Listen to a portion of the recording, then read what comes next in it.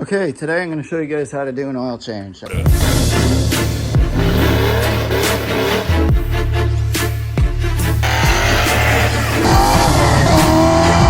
Performance. Don't miss out, guys. He's the man. When it comes to God, no deal. I know I technically have a video on it from a while ago, but I'm gonna do another one because the video that should have been out on Friday didn't get out on Monday.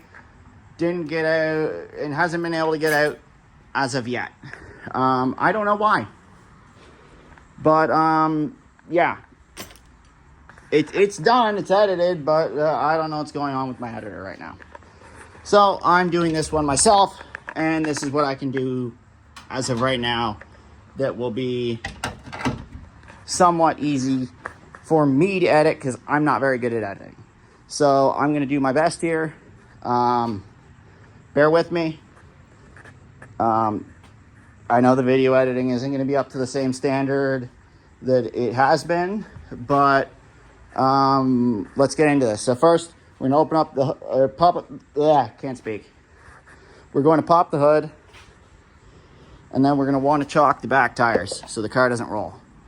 You should have at minimum 4. I only have 2 right now. By 4. I just bought these off Amazon, and a good mechanic's trick is if you take like one of those eyelets you get, they're like a round circle, and then they've got like a bolt coming off them. If you drill a hole through here, put a washer on the back side, washer on this side with a nut, you then have an eyelet, and then you can take some rope, something like this over here, and tie it to both of them. That way you just pull on the rope and you pull them both out. That way you can also take the other one, so when you throw it on one side, you can just take the rope, throw it to the other side, toss it underneath, give it a kick on both sides, and it's done. It isn't going anywhere. Okay, you're also going to want to make sure if it's rear wheel drive and a manual, make sure you got your handbrake on and you're in gear. We're in gear, we got the handbrake on.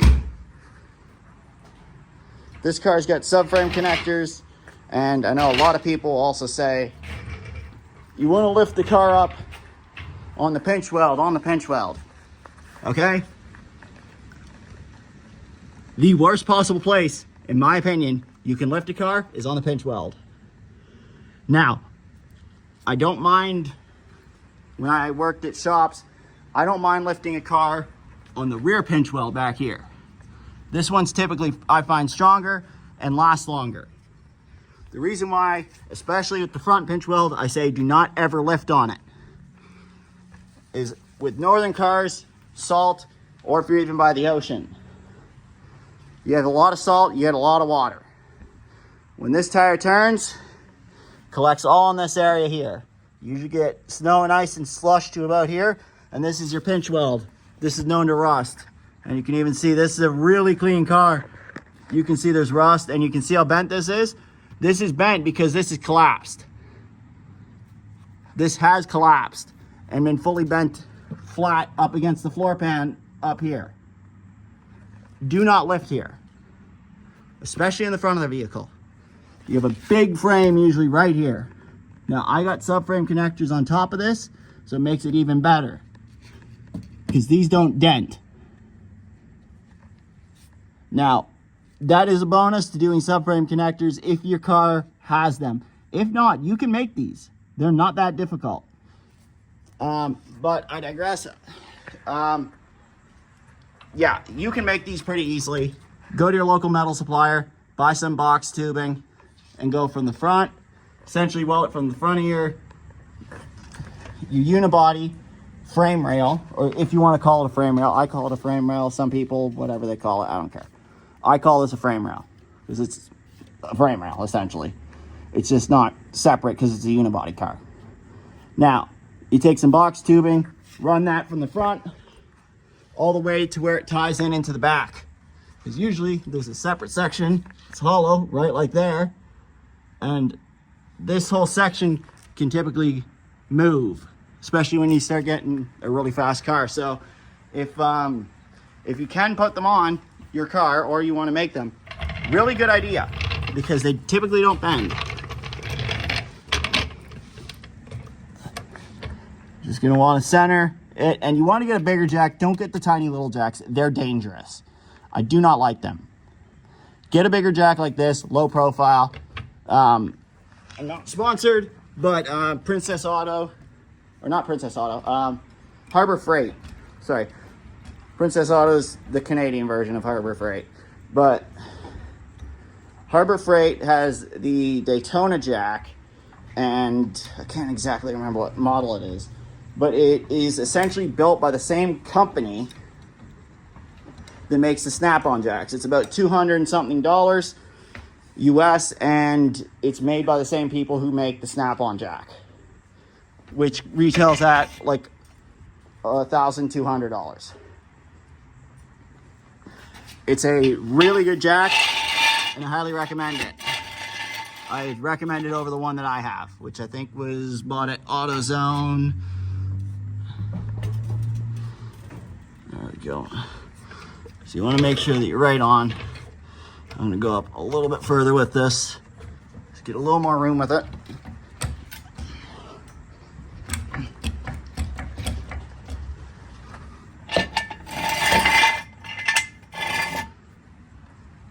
I don't need to lift this car too high. Some people need to get these cars up a little bit more. I typically can get away with it not having to go as high.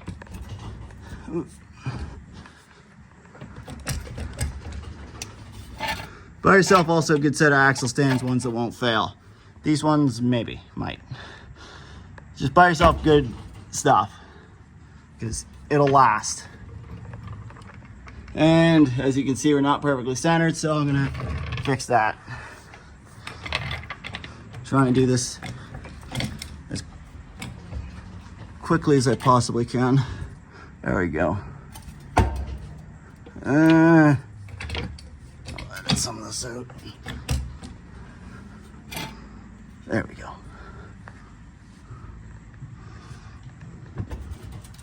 God damn it.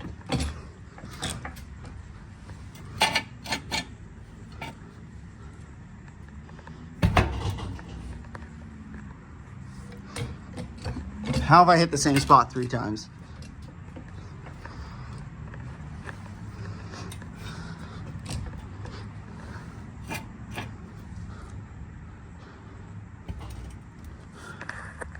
Okay, once you get it jacked up, you want to give the car a little bit of a push and a wiggle. It's not going anywhere.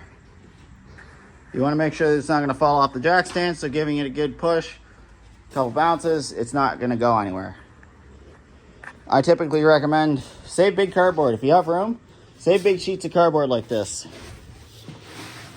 It's great for catching oil, and I've been doing oil changes on this piece here for years, and I got an absolute ton of pieces of cardboard. Actually, I got quite a few even over here. Got a giant piece over here. That's just to catch the or for the car when it's sitting, more so that one, and maybe to help reduce some moisture from the cement. Maybe, who knows? I don't know. Might work, might not. What you're then going to want is you want to get yourself, I highly recommend this at least, get yourself a nice big drain pan. Just like this, not those other ones. I hate those other ones with the stupid cap thing in the middle. Don't get those. Get one like this. They're annoying. They're very easy to forget to open, and you can very easily spill oil everywhere. Now on this car, if I'm not mistaken, I think it was one of them is 14, one of them is Imperial. I'm also going to grab a flashlight so you guys can see. Okay, back. Grab my flashlight. These things are amazing, by the way. These flashlights here, if you don't know them, you haven't ever seen one before, it's called a Nebo. This is the model is a Big Larry, I believe. You can kind of see the name Right there, yeah, Big Larry. I've had this flashlight for like 10 years now. And the name's basically worn off up here too. I've used the absolute crap out of it. I've used it so much, this whole lens fogged up. What I ended up doing was I wet sanded it down to like 2,000, 3,000 grit, and then I actually buffed it and polished it to get it clear again because this was so scratched up. And you can see it's still got a hell of a lot of scratches in it. So essentially I polished it like you would polish a set of headlights that are yellowing. Actually, these are starting to yellow just a hair. Yeah, they are just a little bit. Shit. Oh well, actually that one's worse than the other one. I don't know, they're both the same. They're both yellowed. Dang, those were brand new. Okay, but yeah, those are really, really good. Next, you want to know what size filter wrench you're gonna need. So you're either gonna want like this is a small one, that's a large. I don't own a medium because I haven't had to run into one yet, but even if I did, you can also get one of these. These are great too. Work the same way. They work just like a filter wrench, or a really big set of pliers. Both work great, but I know, or you could even get the exact fit ones like this, which will have the filter number on it, as you can see. Now, if you have a cartridge filter, I believe it's this one right here. No, it's not this one. If you have a cartridge filter, it's this one then. Yes. If you have a cartridge filter, you're going to need some of these to take them off. These are a specialty socket. Well, not even that specialty. They're just a weird, larger diameter than what most people normally have in their socket set. So, and low profile to fit. So, if you have cartridge filter on your vehicle, you're going to need these. You can pick them up off Amazon. You don't really need to go out and buy the big name brand stuff. Those will do just fine. Actually, none of my tools are name brand. None of them. They're all just generic, cheap tools that you can buy at a hardware store or whatever. Nothing I have is that fancy. Essentially, whatever you can get at Harbor Freight or AutoZone or any of those places is what I have. It's really nothing crazy. Ooh. Okay, apparently my new rear main seal has started leaking again. That's great to know. And quite heavily. That was probably because my catch can got filled and I didn't realize. That's also why I'm partly changing the oil, because I didn't realize that my catch can was full. So on these Fords, they're all going to be, the wrenches are going to be different sizes. I can't remember exactly off the top of my head what they were. Is it seriously a ½ inch? I know that one's metric and one's imperial. I know that. Unless I change them again. I can't remember. 13½ inch, I guess. Let's see which one it is. Now, I would recommend opening your oil cap, but on this car, it is vent to atmosphere, so I don't need to. There we go.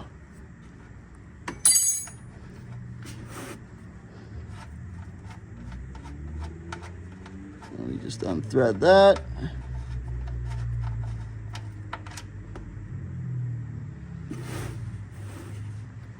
And then let that front part drain. Okay, so that there's dripping right now. You should be able to get to the back one with this large drain pan. Just need to find out what size it is because I don't remember.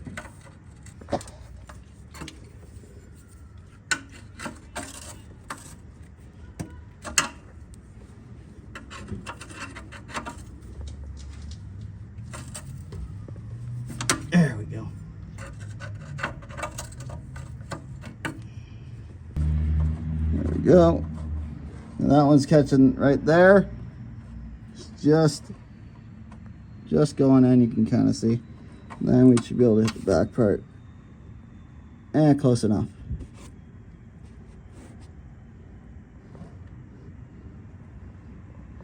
There we go. Now we'll let that drain as I inspect my magnetic drain plugs. Okay, now most of the oil's drained out. What I'm gonna do right now is I'm just gonna put this one drain plug. I'm not gonna put both in right now. I'm just gonna thread that one back in because that one typically goes to the front. I'm gonna pull both drain plugs out later on. I just have that there for right now. Now, I'm gonna go over here. I'm gonna grab my filter wrench and I'm gonna spin this filter off. Okay. Should be able to get this in here somehow. It's a little bit tight sometimes.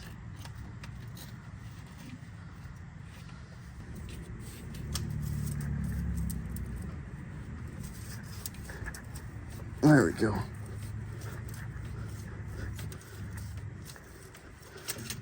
Slide that off. I got it moving. Over just a little bit.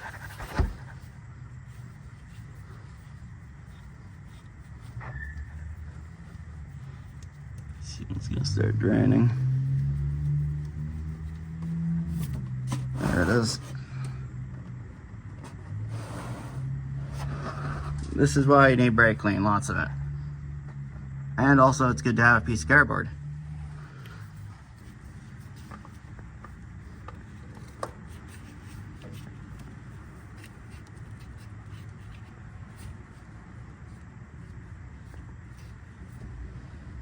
There we go, I got the filter out. I'm actually gonna set this aside just to look at it and drain whatever oil is in there into a cup just to see what it looks like. And I'm gonna do that off camera right now, actually. I'm just doing it to check the health of my motor. That's mostly why I'm changing the oil right now. So yeah, I'll be back with you guys in a little bit once I take a quick little look at this oil. Okay, so I got my can of brake clean. Turn the light the other way so you guys can see. I'm just gonna spray wherever it hits.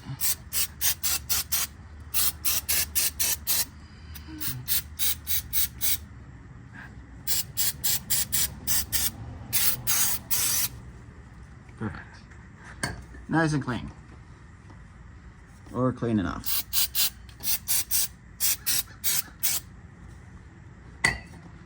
There we go. Good enough. Now, this vehicle takes a, I use Wix personally. I don't recommend Fram. I recommend Wix. This is the part, that's the part number right there for it. 51515. Slightly larger diameter than what would have came on these vehicles from the factory, but honestly I prefer that. So nice big oil filter. This filter itself almost takes half a liter. So we'll take our oil, and I normally use AMSOIL, but I'm just changing the oil quickly because it looked really black, and it's not going to be in the car that long.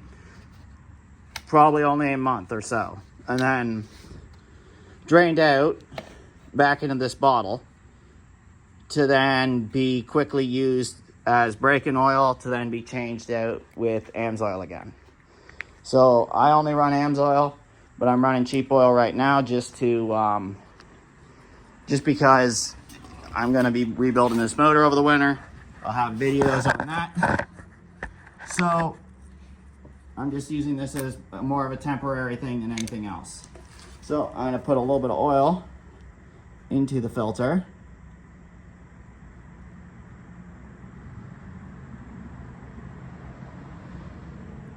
There we go. I'm gonna dip my finger in the oil and just run that around the outside of the seal. You do this because if you don't, the seal will get stuck to the block or to your oil cooler or to whatever.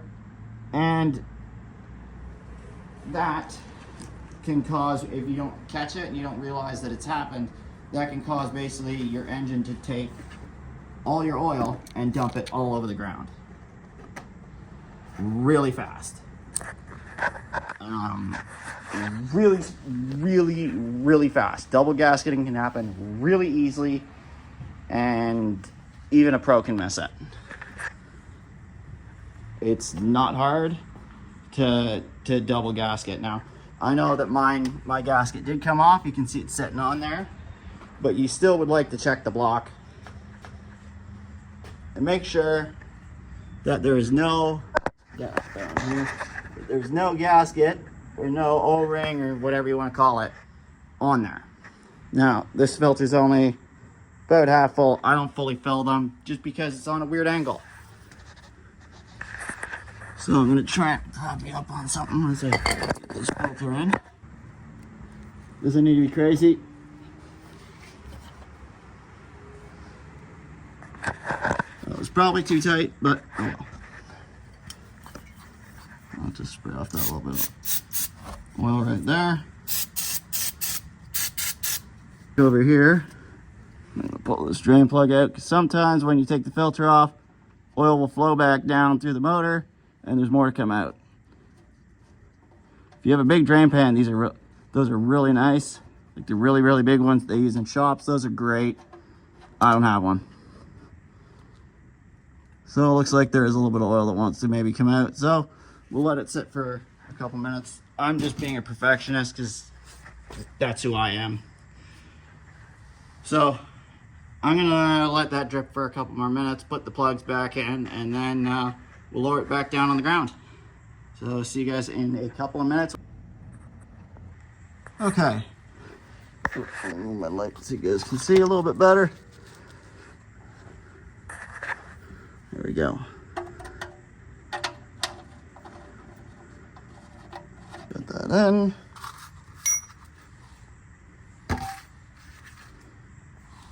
I think it was tight. Good to go.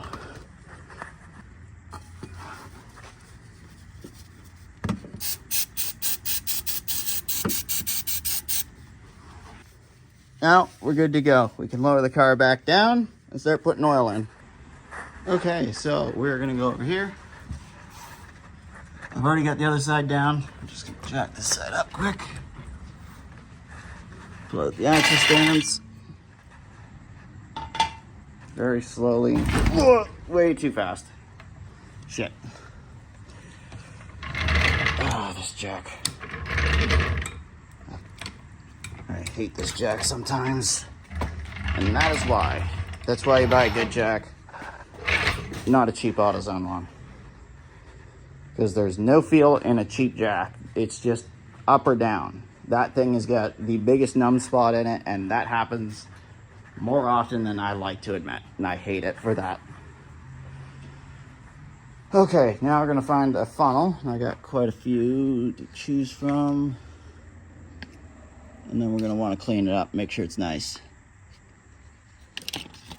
Yeah. I think I'm gonna go with this one. Yeah, I'm gonna go with this one. I'm just gonna clean it up quick. Okay, so I got the funnel all cleaned up. That's just from when I put it on. I screwed up the original first take, but good enough. It's all clean. Now we'll take our oil. I know this vehicle is specifically exactly 5 liters. So we're just gonna pour the oil right in the motor, all of it. Normally I'd say if it's a 4-cylinder, pour about 4 liters in. Even a V6, actually even some V8s, I'd pour 4 liters in, start it, shut it off, then check the oil. This I know exactly is 5 liters. I've had this car for a long time. I know how much oil it takes. So I'm going to... Okay, ran out of storage there. Let's put this oil in quick. I'm gonna do the rest off camera for this moment just because I don't know how much storage is left on my phone. Okay, got the oil inside the engine. quick little check, make sure that there's no leaks on the ground. All good. I'm gonna quickly fire it up. Get the keys.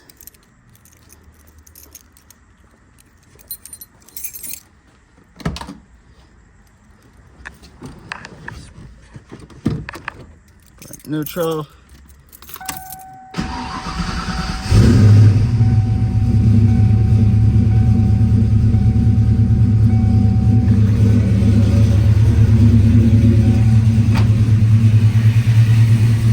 Sounds pretty healthy right now.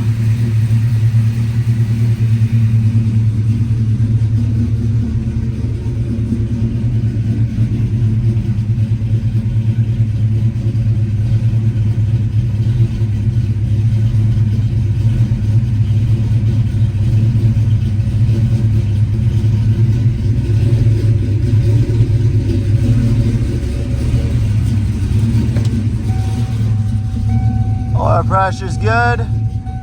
That's about normal.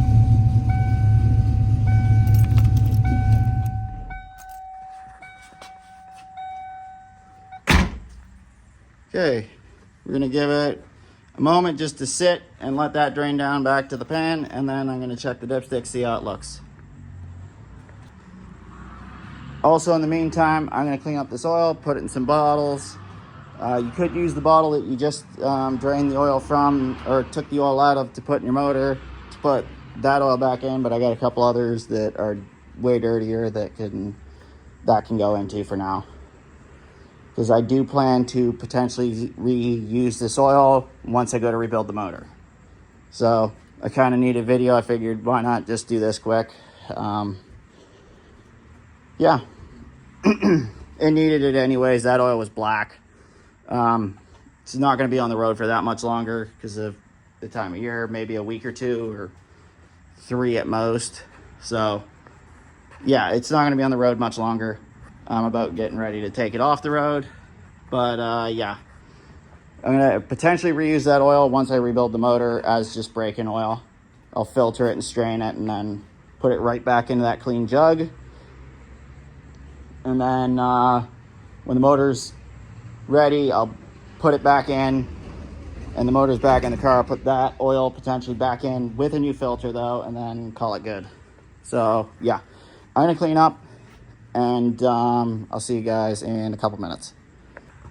Okay, a little bit of time has passed since that last clip. I had to drop wheels and tires off at the tire shop because I got to get winters installed on them, not for this car, for my other car. But yeah, so I had to drop those off quick, so I kind of just ran and I didn't get a chance to finish filming the rest of the video. So come in and check your oil. Now the way this car reads, it always reads higher on the dipstick. It reads about here, usually is where full is, not in between. That's just this car. I know exactly how much oil's in it. It's not over full. It's just how this dipstick reads. I don't know why, it just does. Maybe the dipstick tube wasn't cut, or was cut too short or something. But yeah, we're exactly on right there. It's hard to see. It looks like it's here. It's actually not. It's right about here. Because you can look on the back side and see where it is. Right about here. Just past the arrow, exactly where it's supposed to be. And I checked it also before I ran the car, so it's a little bit all over the place, even though I've wiped it, just because there's sometimes residual oil that comes up the dipstick tube after running it for a long period of time, like I did, so it doesn't give you a fully accurate reading. But I know exactly where it is sat on the dipstick, and it's literally spot on. Again, if you don't know how much it takes, odds are most vehicles, 4 cylinders, 6 cylinders, and 8 cylinders, take about 4.5 liters. If you've installed a larger oil filter, like I have, that's a larger filter, part numbers do match, it's fine to run it on this vehicle. Not all vehicles, make sure that you get the right oil filter. If you can go larger, sometimes some vehicles have a larger oil filter option. I recommend it, but that's just me.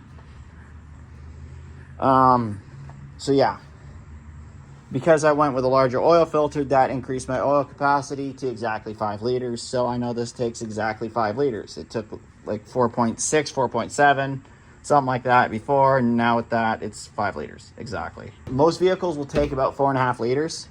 Some take 5. Bigger trucks take a hell of a lot more. Some of those take like 10 or somewhere between 8 to 10. Depends. Some take like massive amounts, but that's like big rig stuff. So yeah. But yeah, start off on a basic car.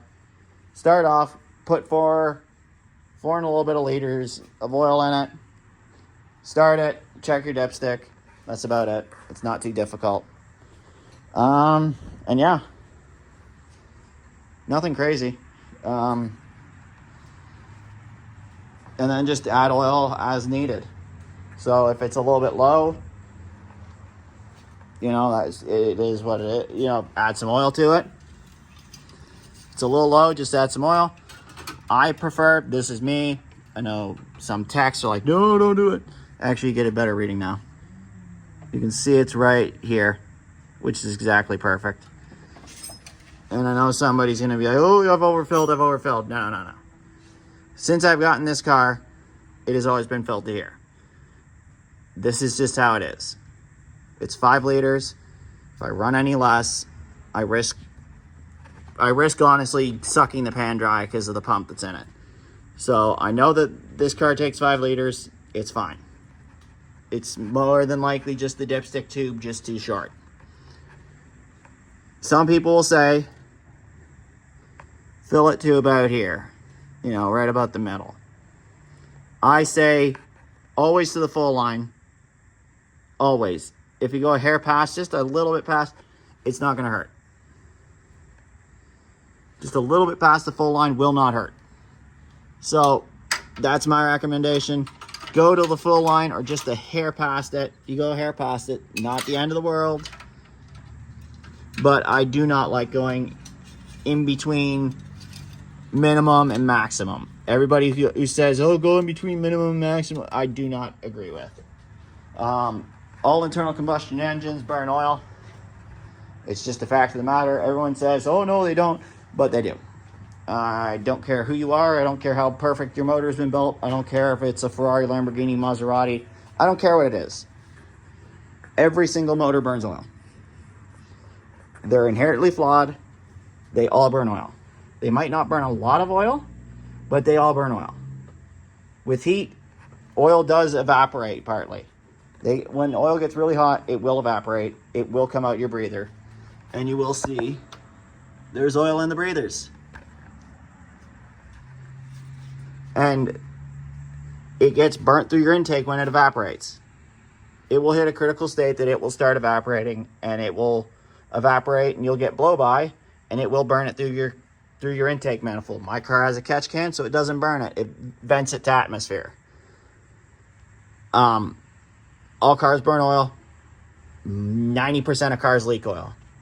So you're better off filling it a little bit more, knowing that by the time you change your oil, it's probably going to be in the middle of the dipstick or closer to the minimum line, depending on how much it consumes. I know VW techs say to expect during one oil change to add a liter of oil during oil change intervals, to add oil, because it will consume, I think, 1 liter per 2,000 or something like that. It's a lot of oil, it was what I'm getting at. So if you fill right to here, odds are by the time you change your oil, it's going to be about here on the dipstick. It's not going to be here. If you fill up to here, it's probably going to be about here. So during the life of a vehicle, if it burns a lot of oil, you could have it full up to here and then it be like down to here by the time you go to change your oil, or not even reading. So make sure to always check your oil. Always check your oil. And I, again, always recommend filling at minimum to the full line. A little bit past sometimes. I'll sometimes go to about there. Just a little bit past that full line. This car, again, I know very well. and this is where it sits. It's just how it is. The dipstick tube is, I think, cut short. It's exactly 5 liters with the enlarged filter. This is what all specs call for online, and I know based off of how the car is. I also know that it consumes oil quite heavily, which is why the motor is getting rebuilt. And I'm not bothered by having a little extra oil in it, especially with how hard I drive the car. So I know for a fact how much oil is in this car. This is how much it takes. It is what it is. So don't be complaining at me in the comments. Hey, you've overfilled it, you overfilled it. It's not overfull. I know my car very, very, very well, considering I've been through this engine. I have. I've ripped this motor apart. I've had it down to a block. I know this motor inside and out, so I know exactly how much oil's in it. And I know exactly how much oil it needs, because that was one of my concerns when I first bought the car. Why is it reading so over full?